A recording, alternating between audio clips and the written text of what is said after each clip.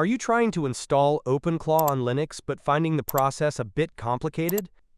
In this video, I'll guide you step by step on how to install OpenClaw using Docker on Linux in the simplest way possible. Whether you're a beginner or more experienced, you'll be able to follow along.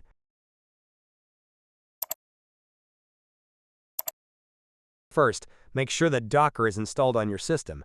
If not, you can check out the tutorial video I've linked in the description below. Make sure that Docker's status is currently set to active.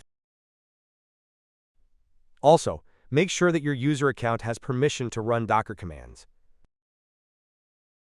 Make sure that your account is part of the Docker group. This allows you to run Docker commands more conveniently without needing administrative privileges.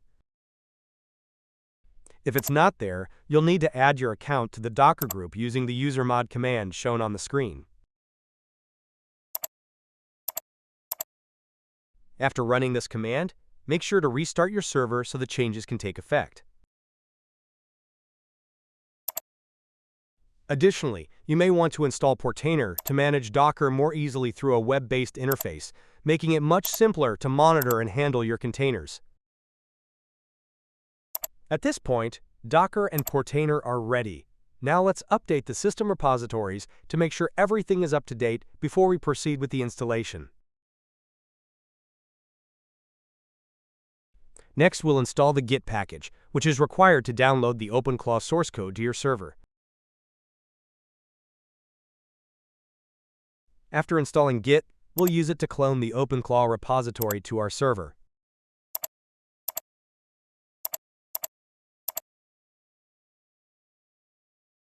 This cloning process may take a few minutes, depending on your network speed.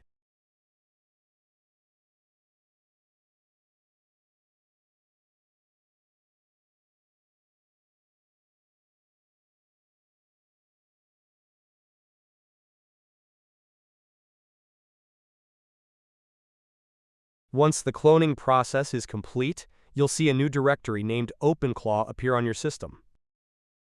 Next, navigate into that directory to continue with the setup.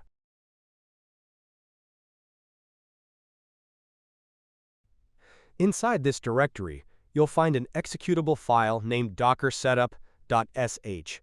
This script is used to automatically set up and deploy OpenClaw with Docker quickly and easily. Next, go ahead and run this script to start the OpenClaw installation process. The installation process will now begin as the system downloads and sets up the required components.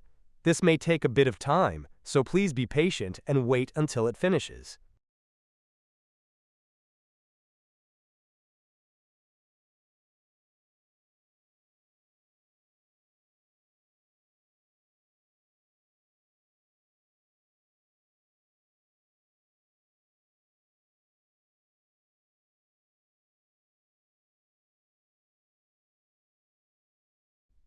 Once the installation is complete, we'll move on to configuring OpenClaw. For the first step, select Yes to proceed with the recommended options.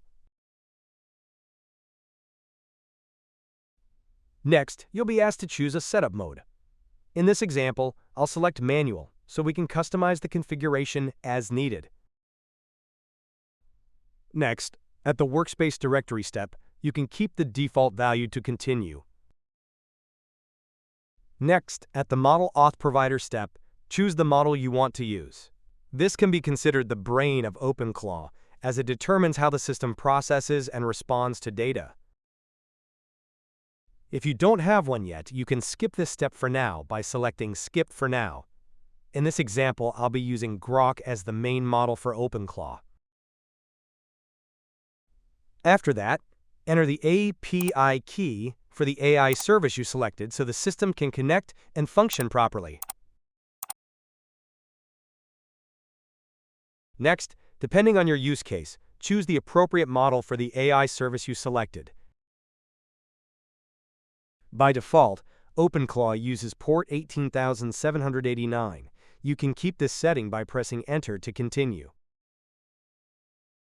Next, at the Gateway Bind step, you can keep the default value or adjust it based on your network requirements. Next, at the Gateway Auth step, select the token type to continue the setup process. At the tail scale exposure step, select Off to disable this feature and continue. Next, keep the default option so the system can automatically generate the token and continue. The system will provide you with a gateway token, so make sure to save it in case you need it later. Next, at the chat channel configuration step, if you don't want to set it up right away, you can select No to skip. You can always configure it later when needed.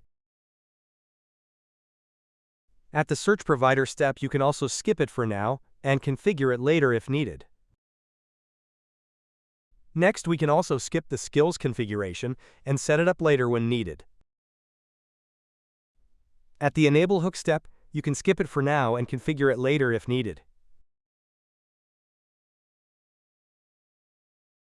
Here, select Yes to enable ZSH shell completion for OpenClaw, making it easier to use commands in the terminal.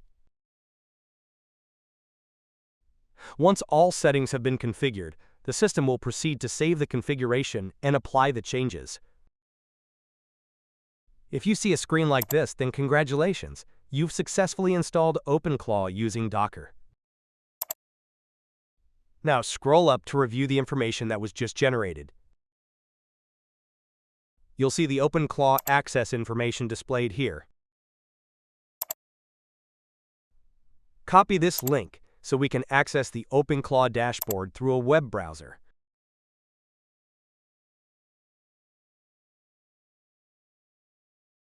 At this point, OpenClaw is up and running. You can verify it by using the docker ps command to check that the containers are running. Here, you'll see information about the OpenClaw containers. However, monitoring them through the command line interface like this can be a bit hard to follow. So we'll switch to the Portainer interface to monitor and manage the containers more visually.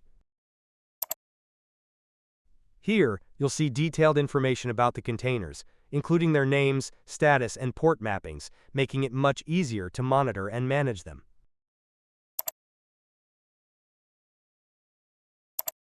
Now, access OpenClaw through your web browser using the link you copied earlier. And that's it! You've successfully installed and configured OpenClaw using Docker. Now you can start exploring and using the full dashboard. I hope you found this video helpful. If you enjoyed it, please hit subscribe to support me. Thank you for watching, and see you in the next videos.